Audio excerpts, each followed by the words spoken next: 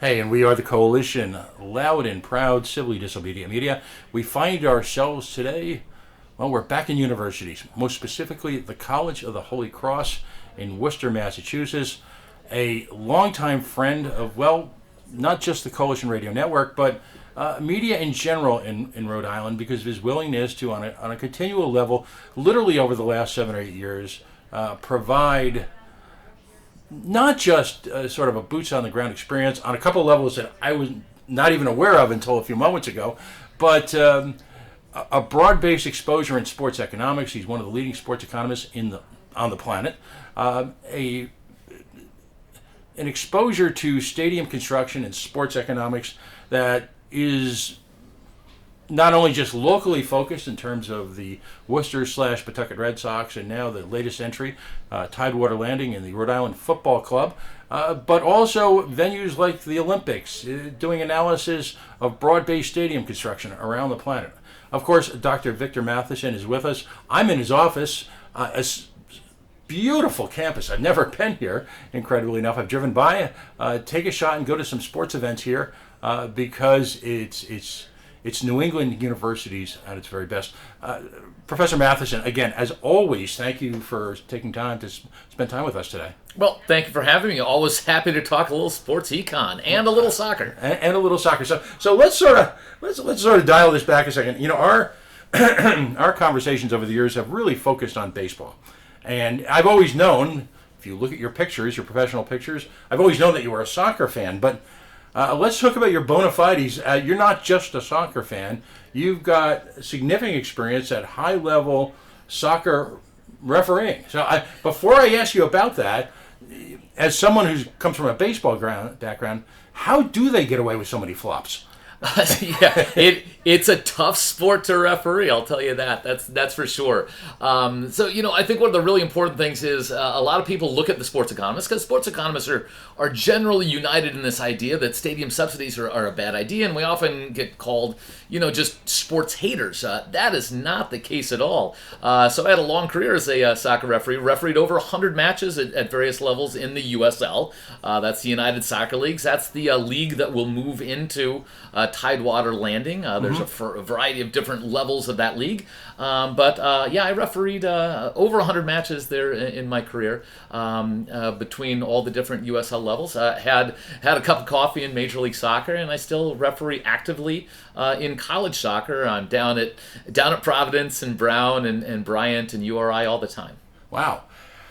The World Cup is going on, and actually, not only are you taking time away from your academic schedule for us today, you're taking time away from the World Cup, which, again, many Americans don't understand the reverence with which international soccer, truly international soccer, holds the World Cup. I mean, how important is this in your soccer life? Yeah, so it's tough there. Of course, it's in Qatar this year, which and they had to change the times from June until November because of the weather. It's a wildly corrupt allocation process, which is how Qatar ended up with this event. But usually, World Cup is in June, and I'm done with teaching by then. It's really hard to do all the teaching and spend 8 hours a day watching soccer matches. It's been a tough couple weeks here for me. Well, and I want to touch on FIFA.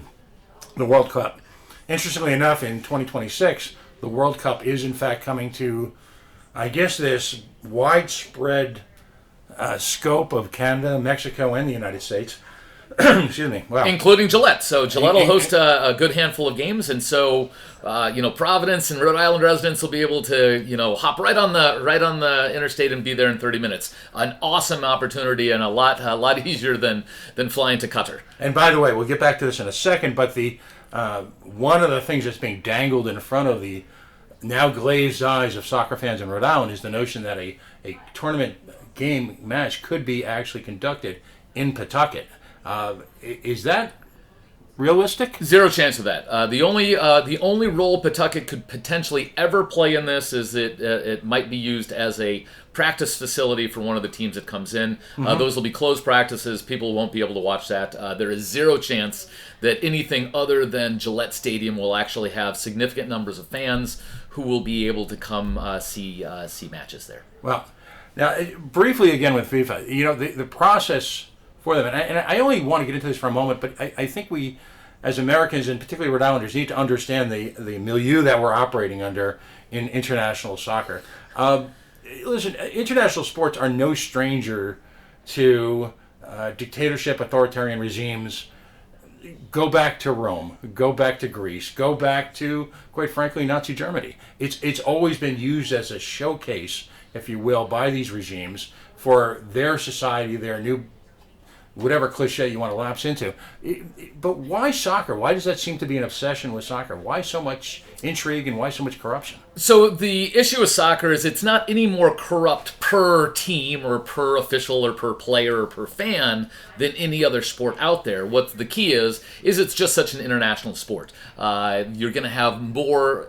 You're going to have more instances of corruption in a sport that's played in over 200 countries in the world than, for example, in baseball, that's played in just a couple different places. So that's really what's going on there. And of course, the reason it's the world sport is because it's the simplest game. It's called the beautiful game, but it's also the simple game, right? You don't need significant facilities. You need a patch of grass, a patch of dirt. You need to put up a couple soda bottles that you can use for a goal, and tie together a bunch of scraps for a ball, and you can play it anywhere in the world. And that's what's made soccer the international game. It means it can be played in places with huge amounts of financial resources, like Europe, like the United States, but it can also be played in rural villages throughout Africa or throughout South America. And again, that's what makes it the beautiful game. And what's been so compelling is some of the truly, I mean, on a level never seen in the United States, rags to riches stories that are happening from nations around the world,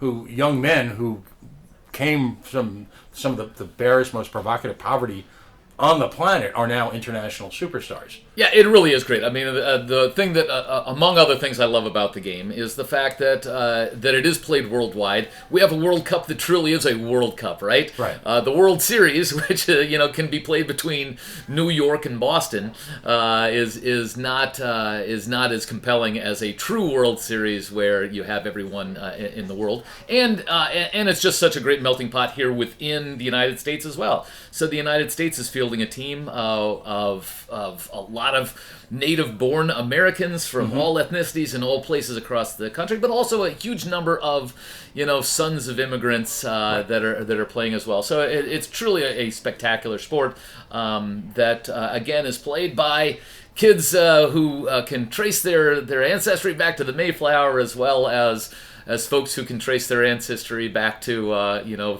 coming over to the United States as a kid. So what a great sport. So against this backdrop, of course, we're here to talk about professional sports. We're here to talk about stadiums, stadium subsidies. Quite frankly, you and I have had multi-hour conversations on the air. So let's sort of just briefly review a couple concepts. And what I want to do today is just, again, briefly juxtapose Worcester/Polar Park, the Worcester Red Sox, formerly the Pawtucket Red Sox, with the potential development that's taking place, and I guess more than potential, they've broken ground on it, in Tidewater Landing, soccer in Pawtucket. So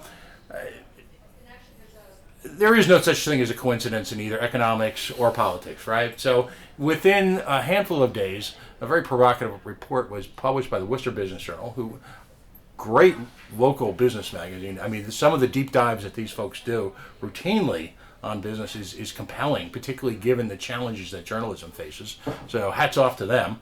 And so you've got a stadium that was, by some measures, forced out of Pawtucket. And one of the reasons why was you had a tremendous upheaval of individuals, full disclosure, I was one of them, who were frustrated by the fact that this rosy picture was being painted, that stadiums somehow always pay for themselves, that they don't represent a drain on local government, and they don't represent a drain because of the taxes on competitive businesses, that the income generated by these stadiums will create this halo effect throughout the community and lead to all sorts of economic development, despite the fact that, particularly in the minor league level, there's little or no evidence to prove that literally ever happens. And in the few occasions where they've had successful local franchises, very often that's more a function of the existing economy.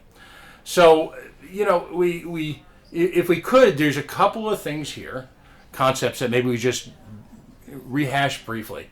The substitution effect, where And maybe you could explain that, how that works in terms of sports economics and stadiums. Right. So one of the truisms in economics is that economists never agree about anything, right? Right.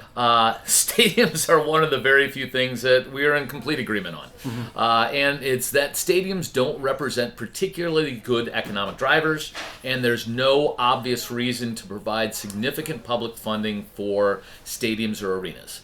Why do we think that? We think that because now for about 2 or 3 decades, people like myself, but not limited to me, lots of people all across the country, have gone back and looked at cities that have built new stadiums, built new arenas, both big ones and small ones. We've looked at cities that hosted big events like the March Madness Final Four or the Super Bowl or All-Star games, and we go back looking for whether there actually is a bump in economic activity when either new stadiums are built, new franchises relocate, or big events are held. And almost without exception, we find that stadiums and arenas, big events, have a fraction the amount of economic activity than is claimed by the boosters. The number 0 is a pretty close answer most of the time. And even if the answer isn't 0, the good rule of thumb that some economists like myself use is take whatever number the boosters are telling you, move the decimal place 1 place to the left, and that's a pretty good estimate of what's actually going to happen. Because another concept that comes into play that all of us non-economists learned in Samuelson in 1979, as I was, a freshman in college, was that these are supposed to create a broader, more expansive multiplier effect. So what does that mean to the average person? So the question is, how do we get these events that literally have a lot of people? I mean, you go to an old Pawtucket, an old Paw Sox game, and there are people there, and they're spending money. Or you go to a Red Sox game or the Patriots, and there's lots of people there. So the real question facing an economist is, how do you come together with the idea that the data is telling us there's no economic impact when you can actually see all these people actually spending money there? So there's 3 real reasons we think that these things don't generate nearly as much money as we expect. Number 1 is the substitution effect. The substitution effect is when people spend money at a sporting event that they would have spent elsewhere in the local economy if the event wasn't there. So it's not like when the Patriots are in the off season that people stop going to restaurants, that they stop going to bars, that they stop spending money. It's just that they spend their money differently. Same thing happens in Pawtucket. People aren't going to minor league baseball games anymore, but they're still going out and engaging in entertainment, buying doing retail spending, going to other sporting events, going to other cultural events in the area, which means that money that was spent one place is now spent elsewhere. Great example of this is the new park here in Worcester. First of all, that area is kind of a thriving and up and coming entertainment district, but more people aren't going out to restaurants there. They're just going out to restaurants there rather than restaurants elsewhere in Worcester. Another example of this is Holy Cross. Our football team's been having a really, really nice season here this year and last. They have done a special event where they've played a football game at Polar Park each of the last 2 seasons. It's a fun event, but that attracts almost 10,000 fans. But it has no actual impact on the Worcester economy. And the reason, because that game would have been played here at Fitton Field at Holy Cross. Mm-hmm. We're literally just moving a game a mile down the road and playing it one place rather than another. That it looks like the ballpark's generating all this economic activity, but all that's happening is the economic activity that was happening on Holy Cross's campus is now happening a mile away. That's no net new money to Worcester as a whole. It just relocates by a mile where that money's happening. So that's number 1. That's the substitution effect. Number 2 is leakages. Leakages is when money gets spent in a local economy but doesn't stick in a local economy. What's really important for things like this is something like the Celtics or the Patriots. If you buy a $100 Patriots ticket, $50 of that money is going to the players. But those players generally don't live full-time year-round in the Massachusetts area. So when you spend your money there, that money is taken in by a player, but then that money doesn't get respent in the local economy because that player isn't living full-time year-round in Massachusetts. And same thing with other activities here. However, if you spend money at a local restaurant, that local restaurant money is much more likely to have a multiplier effect because that local restaurant is likely to be locally owned. Their employees are locally owned, and therefore, if you go to a nice Italian restaurant in the Capitol Hill area. Is that where all the good restaurants? Federal Hill area. If you go to a good Italian restaurant there, the money you spend there is much more likely to stick in the local economy and get spent and respent in the local economy. So that's leakages. The last thing is what's known as crowding out. And crowding out happens when the crowds and congestion associated with a sporting event detract other people from doing other things in the economy. Lots of examples of that, but maybe one classic one here for New England is everyone who is a Massachusetts resident knows that on Patriots Day, that day we celebrate Lexington and Concord. It's a state holiday here in Massachusetts. Everyone knows that under no circumstances do you go to Boston and spend any money that day because it's the day of the Boston Marathon, and everyone knows that the crowds and congestion associated with the marathon make it impossible to do anything else in Boston. So the marathon does generate economic activity, but it also takes away economic activity by being a huge pain for other people around there. One of the great examples. And I say that as a Boston Marathon finisher. Wow. Okay, you are a Renaissance. Didn't come in first, but I did not also come in last. No, right. And a classic example of that was the Democratic National Convention in Boston, which was sold to business people around Boston as this, again, panacea being the operating word today, this great opportunity for economic activity, when in reality, security concerns shut down the neighborhood so that dozens and dozens and dozens of businesses just locked their doors and went home for a couple of weeks. Including the interstate. They literally closed Interstate 93 that went right under the convention center, and it caused massive transportation problems. So, yeah, everyone avoided it like the plague. Right. And perhaps the penultimate example of that, of course, is the New England Patriots. Now, full disclosure, I happened for 4 years of my life, I worked for a wonderful organization across the street from Gillette. My New York Giants football fan desk could actually see the touches of the green grass, Patriot Stadium. Everything in that area closed on game day because you couldn't move.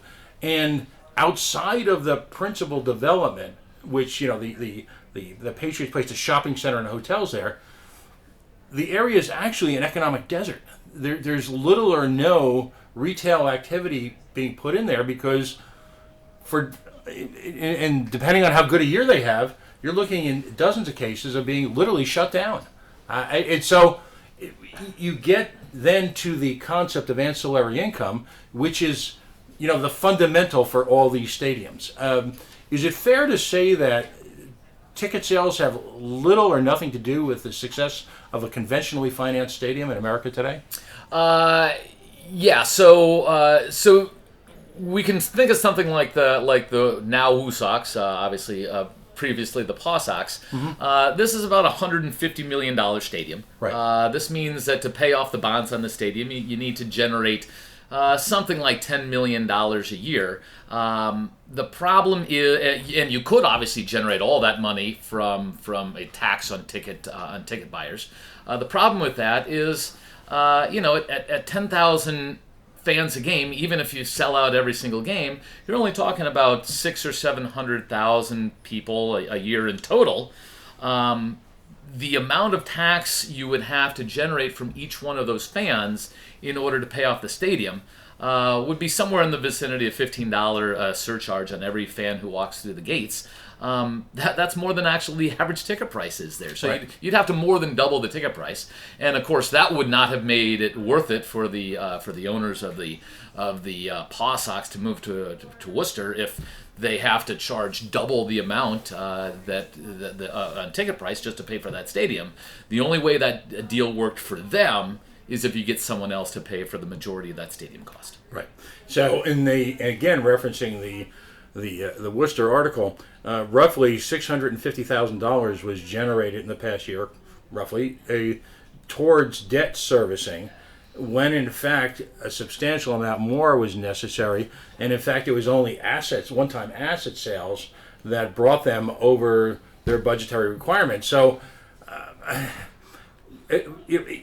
right, and so what's important here is actually even one step further here. So with the Worcester case here, there's no way you're going to actually pay for that stadium entirely from the people who actually are going into that stadium. Right. So this stadium is financed, and a Pawtucket stadium would have been financed in a Right. similar way.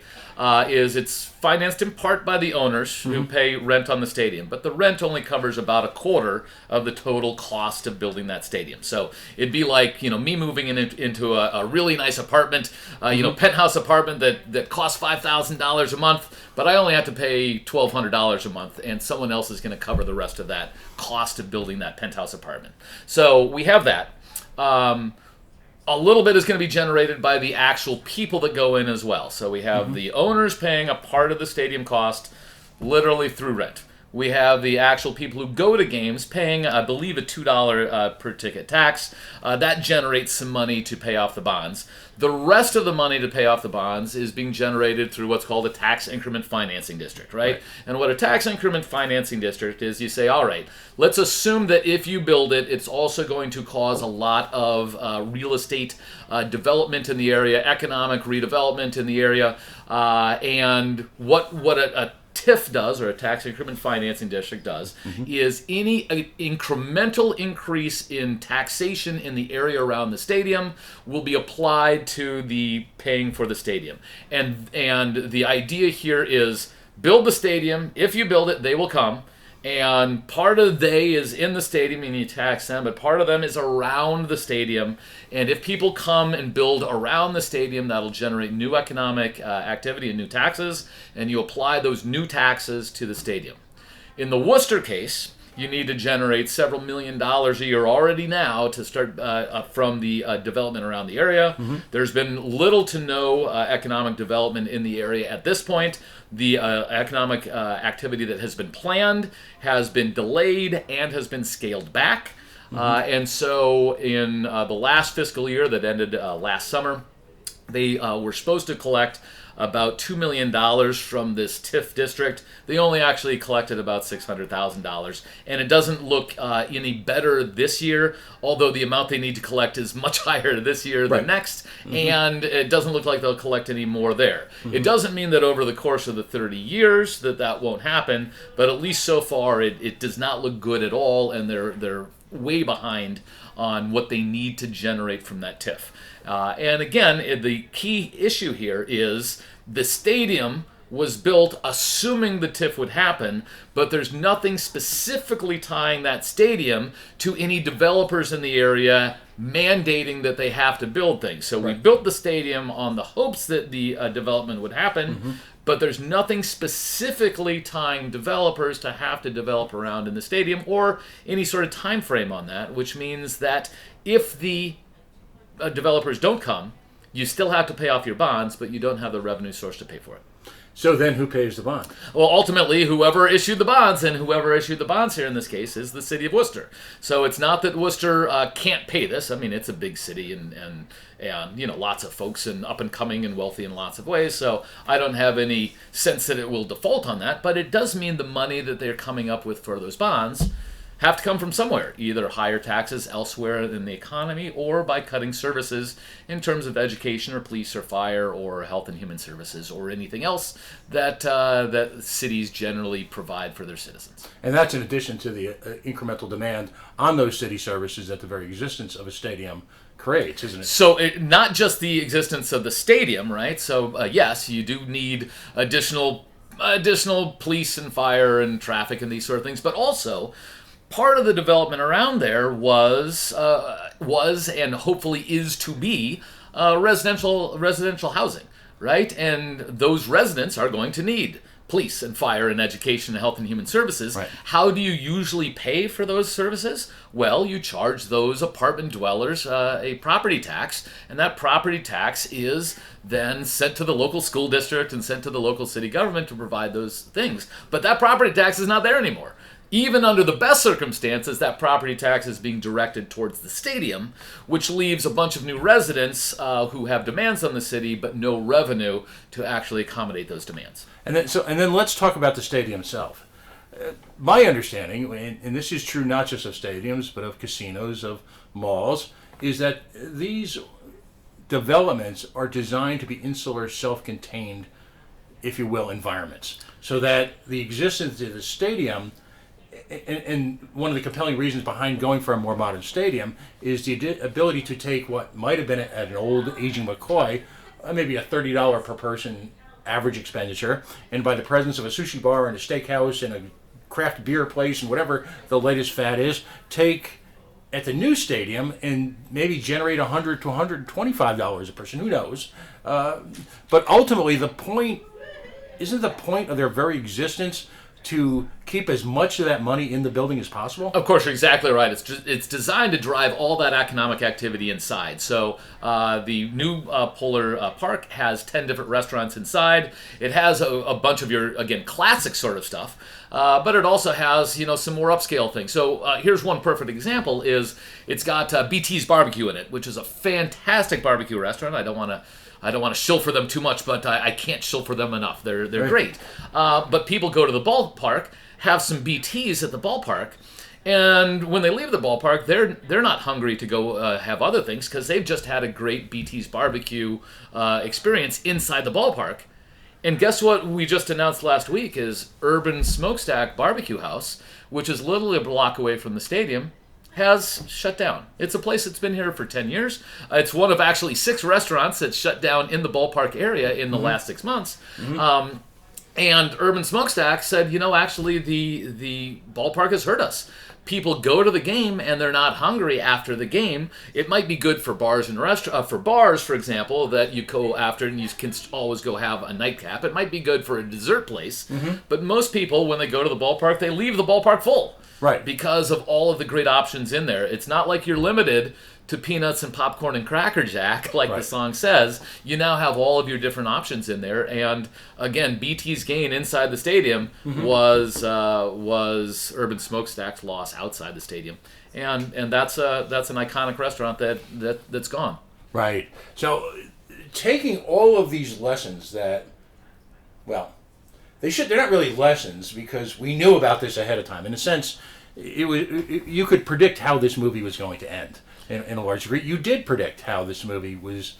I wouldn't say ending, but in. So I will say yes and no. I certainly I did not predict that Worcester would be willing to pay so much for a baseball stadium. As a matter of fact, early in the whole discussion, I said, you should play hardball, pun intended, but you should play hardball with the Pawsox because they're not moving anywhere because there's no obvious place for them to move. Pawtucket was a much better location ultimately than Worcester is because Providence and the greater Providence area is a much larger metropolitan area that's a little bit farther away from Fenway than Worcester is.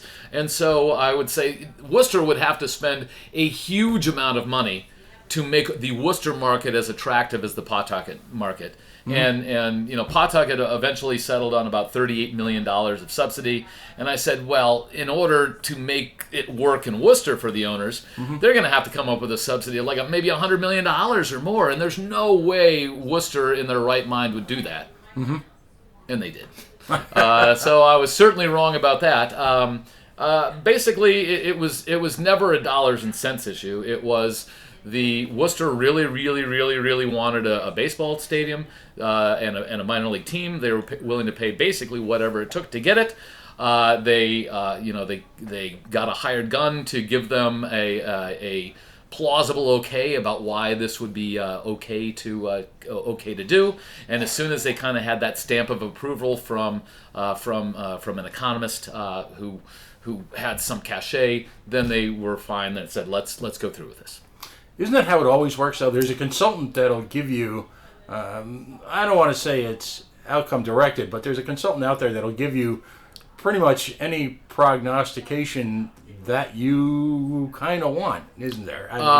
It's certainly possible to come up with a wide range of outcomes depending on the assumptions you made. Right. And at this point, the assumptions that were made that basically gave the go ahead to Worcester don't look like they're panning out so far. Right. Doesn't mean they never will, but at least so far, Worcester's way behind on where they had anticipated they were going to be.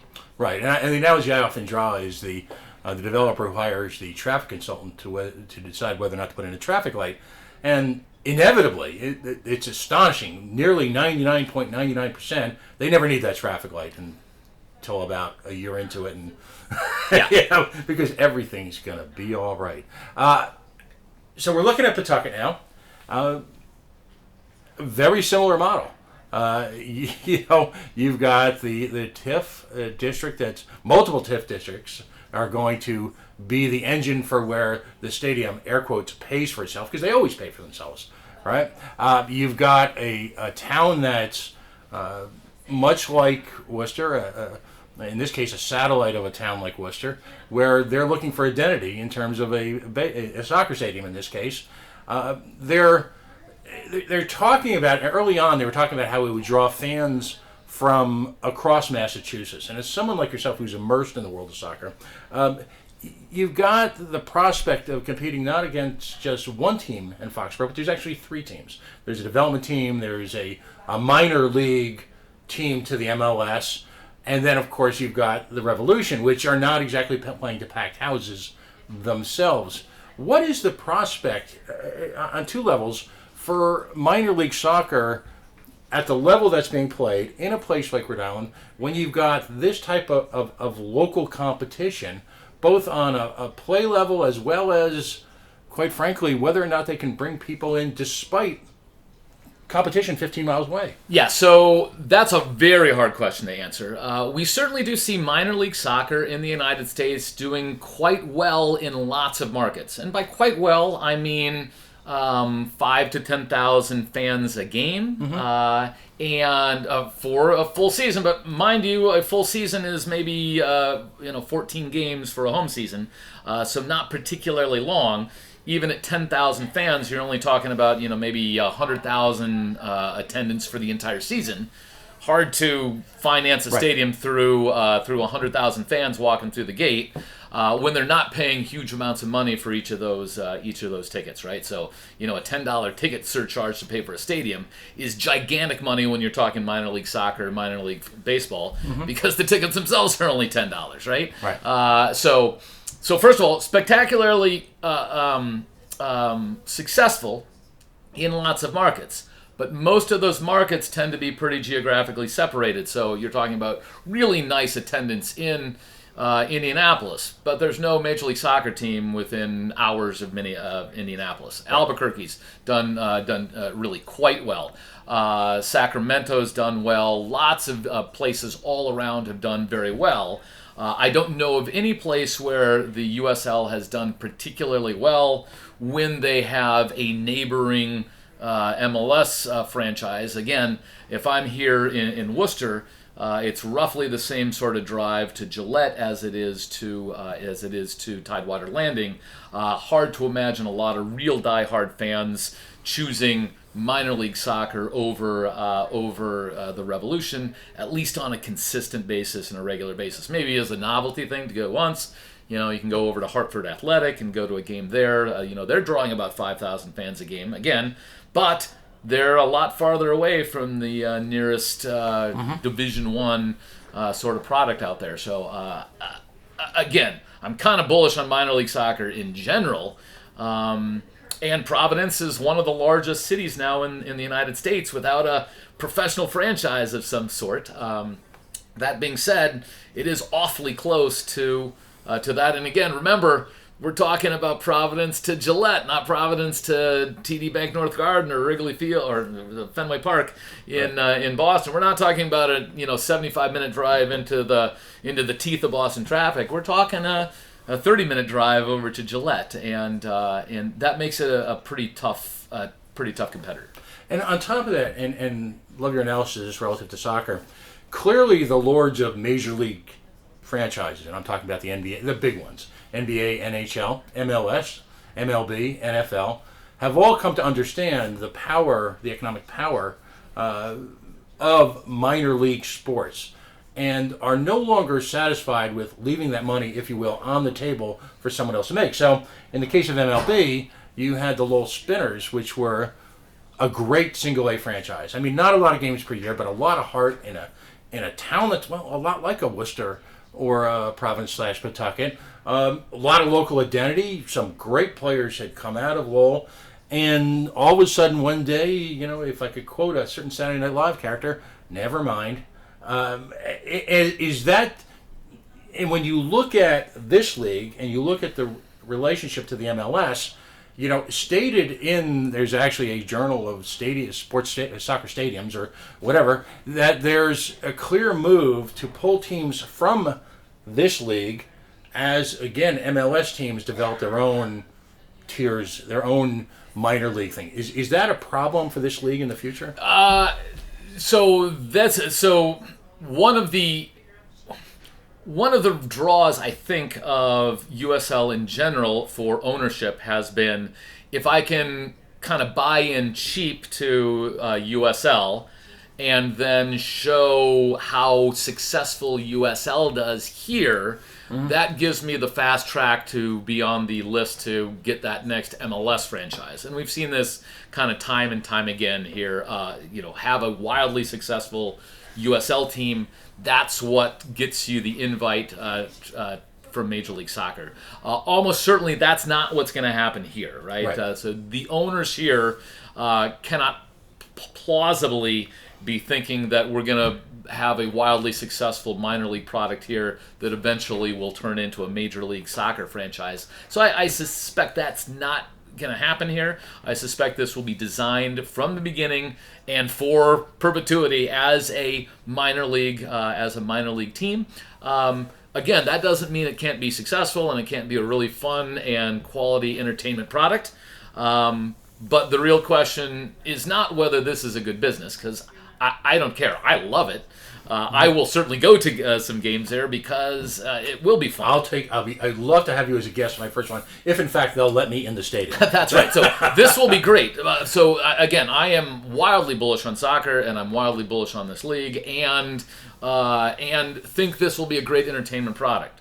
The question is, how much should the general taxpayers of Pawtucket or Rhode Island in general subsidize this business? Why shouldn't they subsidize movie theaters instead? Why shouldn't they subsidize McDonald's restaurants? A lot more people go to McDonald's and go to minor league soccer. So the question is there any compelling economic reason why the team will be great and fun? Oh, yes. Is there any compelling economic reason why they deserve a subsidy to build their factory? In a way that we don't give the subsidies to restaurants, or we don't give the subsidies to movie theaters, or we don't give the subsidies to florists, or take your choice. And there's not a compelling reason to pour tens of millions of dollars of taxpayer money into a stadium. And that really is the crux of the matter, isn't it? I mean, I'm a minor league baseball fan. Ironically, that'll be a shock to some, but. And I still contend to this day that if the Pawtucket Red Sox owners had just simply built their own stadium, they would have had to have closed I-95 for a ticker tape parade for them, because the entire state would have rallied behind them as our guys and gals, right? Our team. Truly that type of, that kinship that's created. And my understanding is, before the sale, that Mondor, the previous owner, was really a pretty beloved local figure. Revered. Yeah, and I don't use that word often, but he was and is still a revered figure in Rhode Island sports history, lore, if you will. But right now, what we're doing, you've got, because ultimately sports is entertainment. Unless you're actually on the field, it's entertainment. It's wonderful entertainment. But is it fair to say that you've got some savvy business people who are crafting an emotional connection between an entertainment business and a populace, pinning their hopes and dreams for their community onto it in order to make a buck? That's capitalism, that's fine. Except in this case, they're leveraging it, monorail, and every boy needs a band, all right, to the financial future of a series of communities that, quite frankly, don't have the money to do this. Right. Again, to the extent that it's sold as some sort of panacea or some sort of way to kind of gamble on resurrection for these and I hesitate to use the term, but failed mill towns. Right. But New England is full of failed mill towns, and Worcester being one. And the question is, can these places resurrect themselves in a new economy? And I think Worcester has, not because of baseball, but because of education and healthcare and, right. and tech and university towns. Yep. Some could argue that Vincent A. Buddy Cianci of Providence, whether it was him or his advisors, recognized very early on that downtown districts' future lie in entertainment. And to the degree that Mr. Cianci, and there was some public money that was, small dollar microloans that were put into organizations, and there was a sales tax-free district for artists. But ultimately, you had RISD and Brown and JWU downtown, all right, with, a large, if you will, retail/commercial stock of space, enormously talented people who pulled together organically this chemistry, this special secret sauce, and all of a sudden Providence became, and still is to a large degree, one of the great small cities in America because it has the universities, it has the restaurants, the proximity to the beaches, all of that stuff. It wasn't an infusion of taxpayer dollars as a silver bullet into one economic entity that created that. And it never really is it? Yeah, and the idea that a stadium in soccer that will host 15 games a year, so the pro team will play 15, it might play an extra game in various competitions like Open Cup, or it might play some exhibition games against, for example, University of Providence, or pro teams that come in.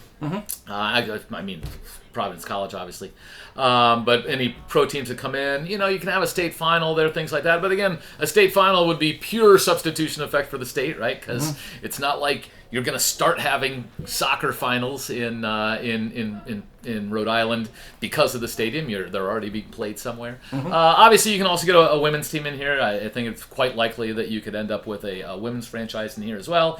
But again, you're still up to 30 dates a year. That means 90% of the time this facility is completely empty, or at least completely empty from anything that would attract people to the stadium as spectators, and therefore attract people to that local area to generate revenue. And it's hard to imagine any facility that sits empty 90% of the time being a huge economic driver. And the final point, if you will, it was announced last week in New York, in an area of Queens called Maspeth, which, no offense to the greater people of Maspeth, but it's a pretty tough area filled with brownfields. It was for years the automobile alternative redistribution and remanufacturing center, body shops, everything. Tough spot. A lot of brownfields. We'll just leave it at that. He's going to be the host for a new soccer facility. I believe a 25,000 seat arena, a mixed-use development, roughly $650 to $700 million, featuring all the things that were supposed to happen in Pawtucket. But in this case, there will be housing, there will be retail. What's stunning about it, why it stands out to a Northeasterner, is here we have the city of New York, which is known for its largesse and willingness to just write checks for virtually anything. It's being built by a private developer, the entire facility, and that's tied in with the ownership of the soccer team. It's going to be an MLS franchise.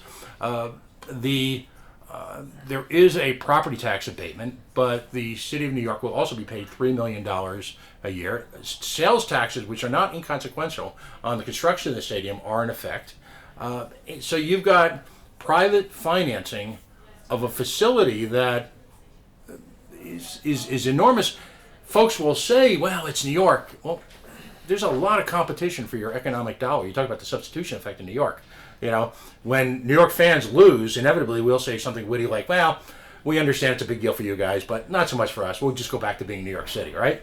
So what is the trend nationally? I mean, this is, you compare and contrast Maspeth, Queens to Pawtucket, Rhode Island, and somehow the city of New York, I don't know if they twisted arms, whatever, they negotiated, as you mentioned earlier in our conversation, hard, as we say in New England, right? Wicked hard. In the city of Johnson, the mayor of Johnson just got a huge, enormous Amazon facilities being built.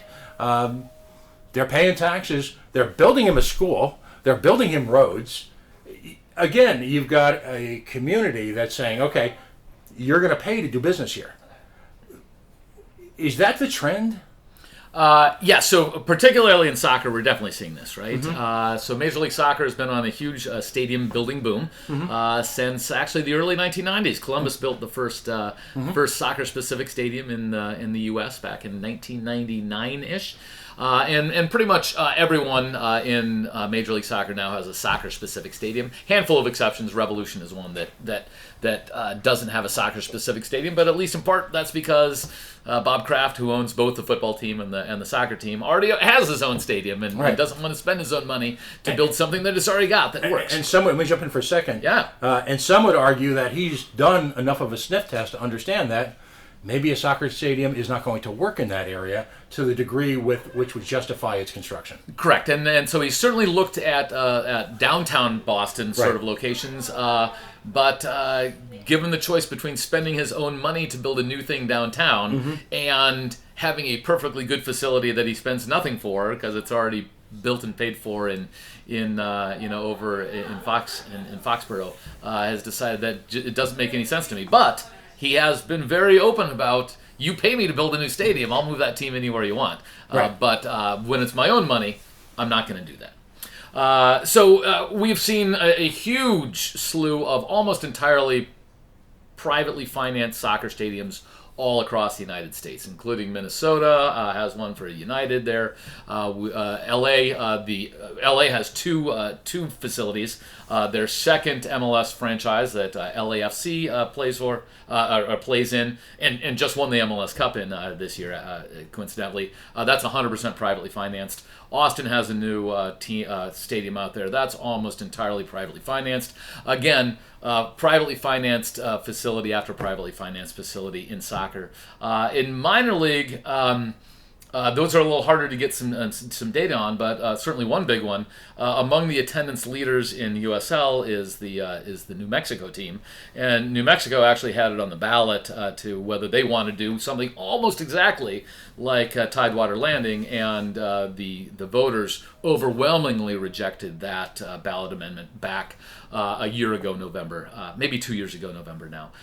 So again, when you leave it to the actual voters, I think a lot of voters say, look, I mean, I like soccer, but, I'm not sure why, if I'm not a soccer fan, I should pay for someone else's soccer. You can convince a lot of voters to say, hey, I don't have kids that go to school, and I don't go to school, but I can understand why my contributions to a school help my community overall. Right. That's a much harder thing to convince voters that building a soccer stadium somehow provides to a community over and above what just any regular business has. And if soccer is not doing something, or baseball, or football, or basketball, or any of these things is not doing something over and above what a normal business does, why are we subsidizing it? Because basically the answer becomes, why don't we subsidize everything? Again, why aren't we building restaurants for potential chefs? Why aren't we building movie theaters for people? Why aren't we building retail shops for florists? And the answer is there's not any obvious reason why there's a compelling public interest to do this. It's particularly problematic if you're in a world where you say that if you build it, they will come, and there's not some sort of very clear tie between any sort of development around a stadium and the stadium itself, like we had in Worcester. Some places, New York here, the developer of the stadium looks like they're the same folks as the developer of all the other stuff around the stadium. So they have a compelling interest to make sure all that stuff comes up. And that the exact same thing happened where the Brooklyn Nets play. That is basically a big real estate deal kind of masquerading as a stadium deal. Right. They got some subsidies for the stadium, but they knew that all of the development around the area was going to happen because the stadium builder is the same as the developer in the area around. So you were pretty sure that development around was going to happen because if it doesn't happen, it's the actual stadium owner themselves that loses out. Right. And then the same thing is almost certainly happening with the New York FC. They're moving out of Yankee Stadium over to Queens. Almost as certainly the same thing is going to happen there, as long as you make the stadium owner and the team owner the same as the developer in the area. But if you split those things into two, there's just no obvious reason that the real estate development happens just because the stadium happens, because stadiums aren't any sort of magic thing that people see a stadium and say, oh, I want to build a McDonald's there. I want to build a townhome there, or I want to build a movie theater there. Right. Right. And as far as Tidewater Landing goes, Rhode Island's Speaker of the House, Joseph Shekarchi, has publicly stated that unless there is a complete review process along the lines of what you saw with the Pawtucket Red Sox Stadium, which ultimately helped doom it once it was subjected to that process, that there will be no money or there will be no... Now, this is politics, things change, but he's drawn that line in the sand in a very public way with me 3 separate times. So I think he's pretty solid on base there. But the clear point is this. These projects can be successful. Ultimately, if the numbers merited private investment, is it fair to say that there would be a line of investors ready to sink money in personally in order to get that? Yeah, for sure. And if the numbers make sense, people will make those decisions. If it makes sense to build a soccer stadium in Pawtucket or elsewhere in the greater Providence area, someone's going to build it, right? But if they can extract some concessions out of that, of course they will do that at the same time. And we saw this play out 20 years ago here in Massachusetts with the Patriots, right? The Patriots wanted a replacement for their aging stadium, and Massachusetts said, absolutely, you can build a new stadium in Foxborough. Well, here's your permit. You can start building right now. And Kraft said, no, we're moving our stadium somewhere else unless you pay us. And Massachusetts said, well, that's great. And they said, no, I'm serious. I'm moving to Hartford and I'll build a stadium there. And we said, that's fine. They'll still be called the New England Patriots, right? Hartford's in New England, right? We'll still be able to watch them on TV and come buy tickets. A little longer drive, but we'll still be able to do that. And he said, yeah, but don't you understand? I'm going to move the team to Hartford. And Massachusetts said, again, that'd be fantastic. We really wish you well there. Of course, if you'd like to build here instead, you're welcome to do so, and we will encourage you to do that. But again, that'll have to be on your own dime. And finally, Kraft said, well, will you at least help me out on Route 1 and make the road a little better so my fans can get there? Oh, yeah, we'll do that for you. And it ended up being about a $250 million project. Kraft paid for it all himself, except for about $25 million of money that the state kicked in to improve access to the site. But, of course, that's what government does, right? Government is supposed to make things better for citizens in lots of ways, and infrastructure is a great way to do that. And if you were to ask me, would you support $10 million of state and local money going into improve road access? I would say I don't know, but I'm not obviously opposed. Right. Here in Worcester, I mean, I'm vehemently against the $100 million of taxpayer money we put in here. But one thing for sure, and it's sad that it took a baseball stadium to do this, is the baseball stadium is in an area of Worcester called Kelly Square. Kelly Square was literally the craziest traffic intersection that any human being has ever seen. And it in terms of the actual statistics, it was the most dangerous intersection in Massachusetts by a factor of 2. which means that it might have been literally the worst traffic intersection in the United States. Anywhere. And other than Rome. and when I had guests coming into town, I would literally take them through there just for the fun and excitement of doing it, because it was so much cheaper than going to Six Flags, and you had all the thrills of a roller coaster ride by going in there. A couple Halloween joints you could stop by and unfortunately, but I guess ultimately fortunately, the state put in about $20 million to redesign that entire intersection. It's not nearly as exciting, which is sad as, if you're an Indy driver or a NASCAR driver, but is actually good if you're actually towards public safety and being able to transport people. And that's a fantastic thing. And without question, I would have been in favor of kind of as much money needs to be put into there to make that a usable intersection, just for the neighborhood, but as well as the ballpark, because that's fair. If they had said, "Hey, we're going to build a ballpark here, but we just can't do it here with these intersections. What can you do for me?" Would have been said, "Hey, there's certainly a level of money that should go in there, but not the $100 million that Worcester put in." The final thought: one of the side effects, products, if you will, of recent national administrations has been ARPA money. Have you seen in the state of developments that are happening right now attempts by municipalities to use this money for that type of construction? Yeah, there have been multiple attempts on this. I don't have any right at my fingertips, but yeah, there have been multiple stories about using COVID funds for development purposes. To at least some extent, it's a little bit fair. I don't want to be completely anti-sports here. The spectator sports industry was hurt as much as any industry in the entire country from COVID. For example, minor league baseball shut down completely. I mean, they shut down the entire industry for an entire year. I mean, this isn't losing, 10% of your revenue, or we had to shift from in-person dining to takeout, and we lost half of our business. No, literally, minor league baseball lost all of its business, and it's entirely fair to bail out minor league baseball for the COVID years. Because again, there's almost no business you can point to that was affected more negatively than spectator sports. So that is certainly fair. Whether fair means here's some money so that you can keep your employees on staff while we work out COVID, versus here's some money and go ahead and build yourself a new stadium. I think that's a question about whether that crosses a reasonable line or not. Well, again, thank you. This has been a master class in sports economics. I've often jested with a handful of I'll call them the friendlies in the Rhode Island Assembly, that we need to parachute you in there, lock all the doors from the outside, and have you do one of these interventions, an economics intervention, if you will, for all these folks who... They don't take my word for it.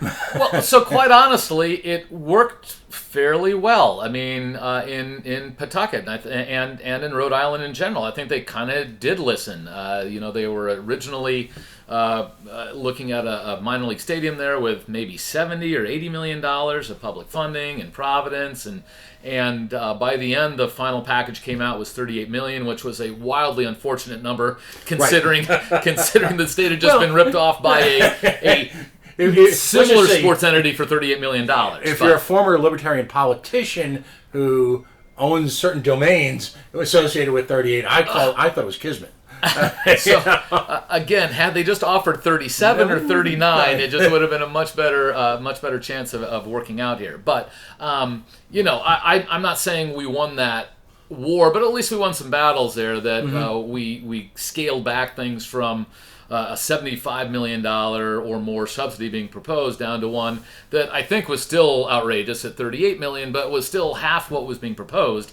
But quite honestly, I just had no idea that Worcester would be crazy. Again, my hometown here would be crazy enough to pony up a number that was roughly 3 times that amount, because that made no sense whatsoever. So, yeah, I think Rhode Island has been at least a little bit reasonable in the past. They certainly didn't fall kind of hook, line, and sinker for that original, $70+ million Providence Stadium, and came up with a what again I think is still an exaggerated number, but at least much more reasonable figure of 38 million in subsidies. But again, you can't compete with a city that completely loses their mind and says 100 million, that's fine. 100 million without any guarantee that the development in the area will happen, totally fine. We're in. What could possibly go wrong? What could go wrong? Well, Professor Matheson, again, thank you so much for the time that you've given to us at the Coalition, as well as a number of organizations. In reaching out to you again, I stumbled across a whole number of tapes, because they go back to 2017. Anything new on the horizon for you that you're working on? Yeah. So what has been interesting recently? So a bunch of work I've been doing recently is on sports gambling. And that's kind of interesting. And of course, we have that being legalized here in Massachusetts, at least in part because Rhode Island legalized it a year before. It's no silver bullet to solve budget problems in a state like Rhode Island or Massachusetts. That being said, it's probably a net positive to have legal gambling rather than illegal underground sports betting. So that's obviously interesting. And the other big area is that we've been looking at is really how often are sports stadiums used outside of their primary facilities. And again, what worries me in something like a minor league ballpark is when they say something like, "Oh, this is not just a minor league soccer stadium. We can use this for all sorts of things, and we'll have concerts. We'll have all sorts of things." Nashville is looking at $2.2 billion with $1.4 billion of public money going into a new dome stadium there, and to make that work, they're assuming 21 major events a year that will sell out the stadium. When there's not an NFL stadium in the country that has that. Northwestern has decided to put in hundreds of millions of dollars into a new football stadium in the suburbs of New York on the assumption they're going to get 15 major concerts a year when iconic Soldier Field averages about 5. So the question is, how much are these things being used?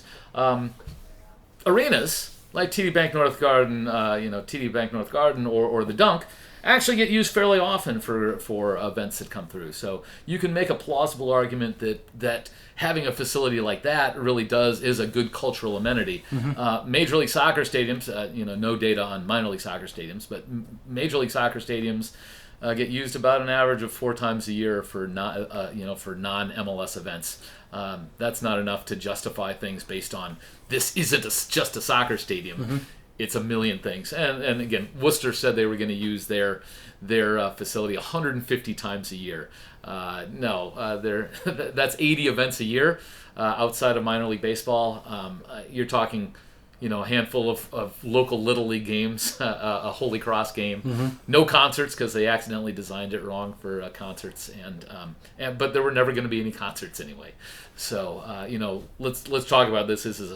Tidewater Landing is a soccer stadium, and a soccer stadium only. You might get an event or two other than that, but that's not the experience of most facilities. At one point, the burgers, if you will, the salons of Pawtucket mentioned the burgeoning growth of professional lacrosse, at which point all of us just sort of collapse in agony. And any moment, too, the true sport of kings, the sport that all men should subscribe to, which of course is rugby, that too will take off, as will reggae and everything else that we've ever been told is going to somehow magically take off. Yeah, so again, maybe, and there was professional